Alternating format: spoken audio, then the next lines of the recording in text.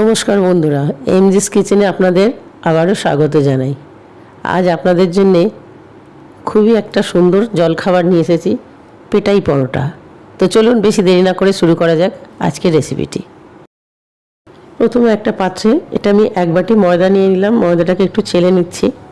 এবার এর মধ্যে এক এক করে সব জিনিস দিয়ে দেব।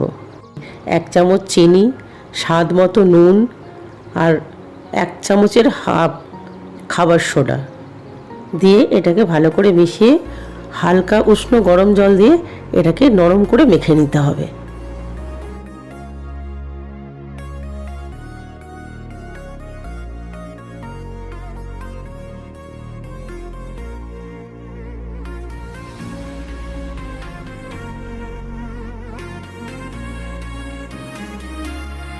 আমি লেচিগুলো বড় বড় করে কেটে নিচ্ছি। এবার বেলে নিচ্ছি এক এক করে। এটাকে বেলতে হবে, একটু বড় সাইজের বেলাটা হবে।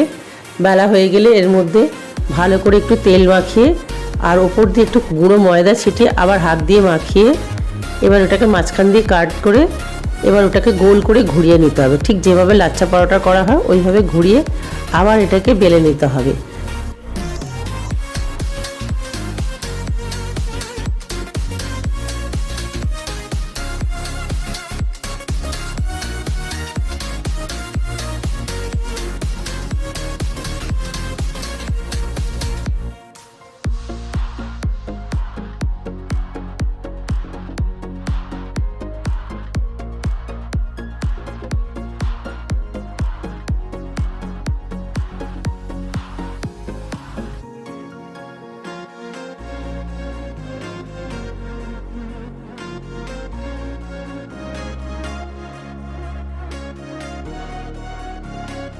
বেলা হয়ে গেছে পরোটা।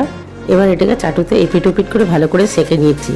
এবার এর মধ্যে তেল দিয়ে ভালো করে ভেজে গরম গরম এটাকে পিটিয়ে নিতে হবে। পিটিয়ে নিলেই হয়ে গেল পেটাই পরোটা। এরম করে সবগুলোকে আমি এক এক করে ভেজে নেব।